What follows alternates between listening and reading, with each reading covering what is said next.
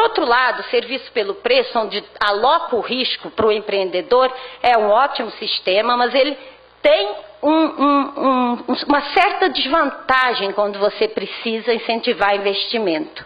Então, a gente tem que caminhar um pouco para pensar num novo modelo que incorpora um pouco dos dois, e é bom saber que outros países já estão fazendo isso, como eu vou dar um exemplo ao final, tá?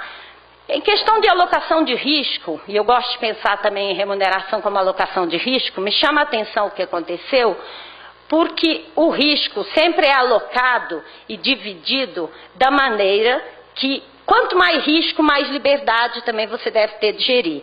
Esses contratos novos da geração têm claramente uma cláusula de risco, onde todo o risco continua do empreendedor, ele tem todo o direito de gerir, etc., no seu contrato, mas não é ele que define sua estratégia de investimento, não é ele que define seu preço. Então, quer dizer, ficou com risco, mas não ficou com o poder de gerir o negócio dele no final, que é o preço, que é o valor, que é como ele vai colocar, que é o mercado dele, inclusive na forma de vender.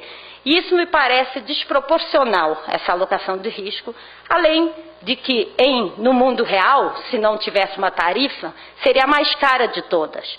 Por tudo aquilo que você aloca de risco para o empreendedor, só para ele, significa precificado de cara. E de cara significa mais caro, porque acontecendo ou não acontecendo, você vai pondo preço, porque pode acontecer, ao ponto que se você divide com os outros, por exemplo, às vezes com o próprio consumidor, significa que só vai se pagar se acontecer. E essas coisas têm que ser pensadas quando você faz um contrato, porque cláusulas contratuais embutem que sistema de alocação de riscos você está escolhendo e que preço isso vai ter na sua energia. O regime aqui da 579 fala em RAG e em RAP, e parece uma canção daquelas, né? Um RAP, um REG, alguma coisa desse tipo. É difícil um pouco de entender, eu acho que ele tem a sua lógica, mas é difícil, tá? Porque a gente caminhava no outro sentido, como a Helena mostrou. Então, a gente me parece um pouco regredindo, e talvez não seja mal, mas a gente precisa pensar se a gente quer isso. O poder concedente que fez a tarifa inicial, de fato, as notas técnicas da ANEEL sugerem metodologias, tá? Tanto para uma quanto para outra, e depois sugerem os pressupostos da revisão que foram feitas, que são eficiência, continuidade e modicidade.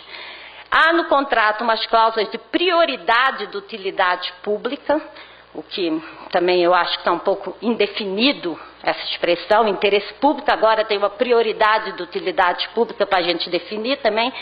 Um regime especial de utilização, não mudou a lei, o regime público a gente tem, é a lei de concessões, é a lei do setor elétrico.